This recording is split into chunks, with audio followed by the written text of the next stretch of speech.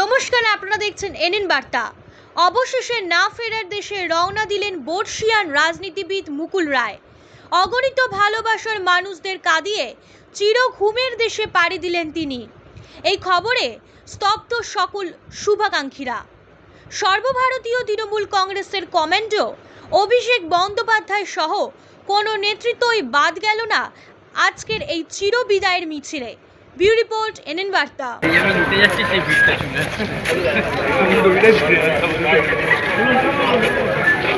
অত্যন্ত দুঃখ এবং পরিতাপে তৃণমূল কংগ্রেসের প্রতিষ্ঠাতার মধ্যে মমতা ব্যানার্জির যোগ্য সাথী ছিলেন মুকুল রায়। আর আমাদের জেলায়, আমি তো ওই জেলায় ছিলাম, আমাদের অত্যন্ত সহযোগী ছিল। আজকে তার মৃত্যুতে আমরা শুধু শোক নয়, আমরা অনেক দুঃখিত, ব্যথিত যে একজন মানুষ তৃণমূলের প্রতিষ্ঠা লগ্নে ছিল, তাকে আমরা হারিয়েছি।